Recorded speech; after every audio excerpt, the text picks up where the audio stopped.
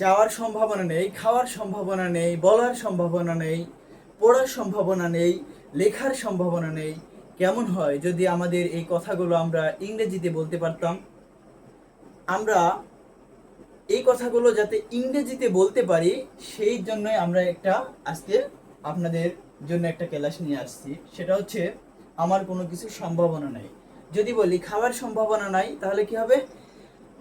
Unlikely to it, unlikely to it, unlikely to agri, রাজি হওয়ার সম্ভাবনা নাই। আনলাইকলি টু উইন, জিতার সম্ভাবনা নেই।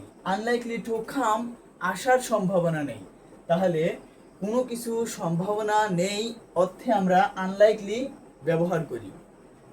এখন আমরা যদি এইটা বড় করতে যাই, যদি আমার সম্ভাবনা নেই, তোমার সম্ভাবনা নেই, তার সম্ভাবনা নেই, তখন আমরা কি করব? একটা সাবজেক্ট যুক্ত করব।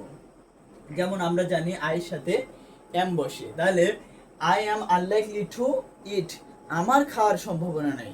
আমি যদি আমার গাড়ি চালানোর সম্ভাবনা নেই, তাহলে আমি কি বলবো? I am unlikely to drive, আমার গাড়ি চালানোর সম্ভাবনা নেই। অর্থাৎ আমার যেটা সম্ভাবনা নেই সেটা আমি আনলাইকলি টু এরপরে বসাবো। এরপর দেখেন এখানে কিছু থার্ড পারসন সিঙ্গুলার নাম্বার, কিছু সাবজেক্ট এনেছি। এই সাবজেক্টের সাথে কি বসে? ইজ বসে। এখন আমি যদি বলি তার যাওয়ার সম্ভাবনা নেই, তাহলে কি হবে? He is unlikely to go, তার যাওয়ার সম্ভাবনা নেই। He is unlikely to go, তার যাওয়ার সম্ভাবনা নেই। তার আসার সম্ভাবনা নেই। He is unlikely to come, তার আসার সম্ভাবনা নেই। তার সম্ভাবনা নেই। এরপরে আমরা যদি কোনো ব্যক্তির নাম আনি, জানি আমরা যে কোনো ব্যক্তির নাম কি? Third person. সো থার্ড পারসনের সাথে ইজ ব্যবহার হয়। এরপরে তাহলে Rana is unlikely to come, রানার আসার সম্ভাবনা নেই। কারণ আমি যুক্ত করতে পারি তাদের সাথে টুডে, শুরুতেও যুক্ত করা যায় সময় এবং শেষেও যুক্ত করা যায়। আমি যদি বলি যে আমার খাওয়ার সম্ভাবনা নেই, today I am unlikely to eat, আজকে আমার খাওয়ার সম্ভাবনা নেই, সেই অর্থে। এরপরে আমরা যদি ইউ, দেই, ইউ, এইভাবে আমরা তাদেরকেও, আমরা জানি তাদের সাথে কি ব্যবহার করে? আর ব্যবহার করে। তাহলে আমি যদি বলি তোমার যাওয়ার সম্ভাবনা নেই, you are unlikely to go, তোমার যাওয়ার সম্ভাবনা নেই।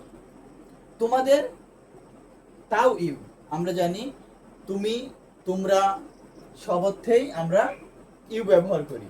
এরপরে আমরা দেই, দেই আর আনলাইকলি টু বাই, তাদের কেনার সম্ভাবনা নেই।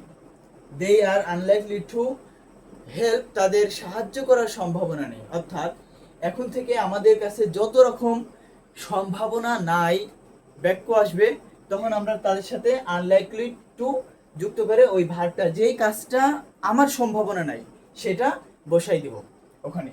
আনলাইকলি টু এরপরে যে কাজটার সম্ভাবনা নাই আমার, বা তার সম্ভাবনা নাই, তাদের সম্ভাবনা নাই, এই ভার্বটা বসাবো। তাহলে আমাদের অর্থটা প্রকাশ পাবে।